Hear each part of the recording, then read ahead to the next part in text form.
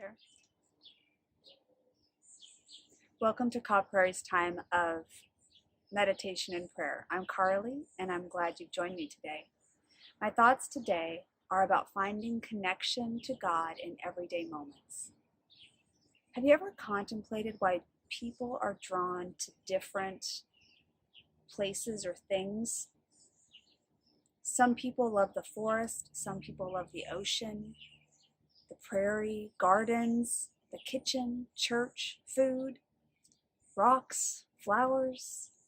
There's just so many people are drawn to different things that seem to bring them peace and joy when those things are in their lives. In Be a Light by Marianne Greco, she speaks to this. She says, God is always hiding clues and love letters for us in the people and scenery of daily life. It's fun to discover these, kind of like an Easter egg hunt. I wink and nod at my friend when I have found another colored egg, and we laugh together at the humor and cleverness how it was hidden in plain sight. If I'm struggling to uncover a new understanding, I feel it whispering to me, "You're getting warmer, warmer, cooler, warmer, hot." I will eventually get it, or be taken gently by the hand and helped before I get dejected. She goes on to talk about how these objects, and I would say places as well, bring us closer to God. She calls her path kitchen mysticism. Don't freak out at the idea of mysticism. I kind of balked at it a little bit at first, but it's an idea that has been part of church, but really has become stronger more recently. It's just usually that word isn't used. The definition of mysticism is actually the belief in the direct, intimate union of the soul with God through contemplation and love. That sounds pretty good to me. Greco talks about how her daughter finds awe in rocks, especially the white ones for whatever reason. And she herself, for some reason, finds awe in onions. She loves onions. She loves the layers of them and just thinks they're a fascinating creation from God. I personally find awe in trees. When I'm driving around or somewhere where there's lots of trees, especially if they're surrounding water, it's just like everything is right with my world in that moment. Everybody seems to have their own thing. I have friends who don't feel at peace unless they're in the mountains. And I have other friends who just dream of living by the ocean because it brings them such a soothing, calming energy. These things are not idols. We don't worship them. Worship in church is a ritual, and it's meant to bring us closer to God, and for some of us it does. These objects and places can do that as well. I imagine them as gifts from God that He places around us to help recenter us when we are faltering. It's like they're a beacon for us, helping us to reconnect and bring us closer to God. I want to reiterate that the Holy Spirit is always with us. We don't need these things or places for us to connect to it. But most of us can't take time to always be in quiet meditation so that we feel easily connected to God. We have busy lives, and sometimes we need a little something to help us connect to God. Maybe it's a pebble we keep in our pocket. Maybe it's a tree we plant outside our home office. Maybe it's a picture of an oceanscape that you keep on your desk at work that helps soothe you and recenter you when you're feeling frazzled. Spend this time spinning off all the things that are fluttering through your mind, good or bad. Just let them spin into space until it's time to address them. Thank the Spirit for whatever things or places that you have found in your life that have brought you calm and helped you feel more connected to the universe and to God and the things around you. And then just ask the Spirit to guide you and provide any healing that you might need today. And we'll come back together shortly.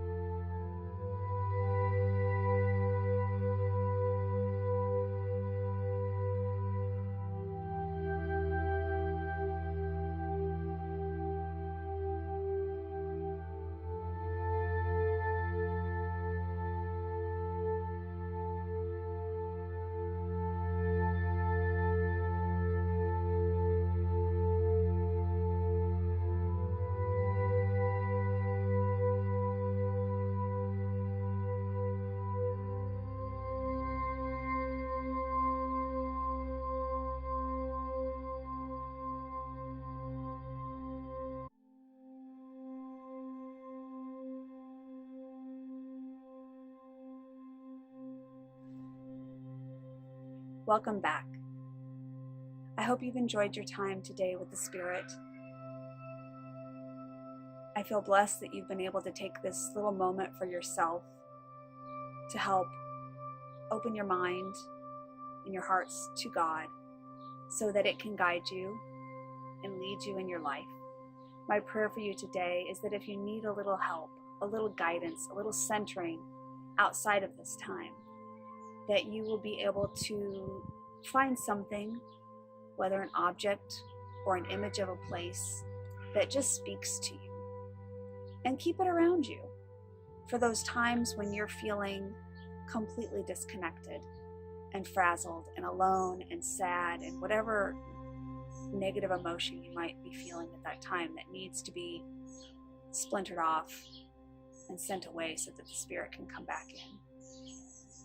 I pray that this time has been well spent for you, and I wish you well in the rest of your day. Amen.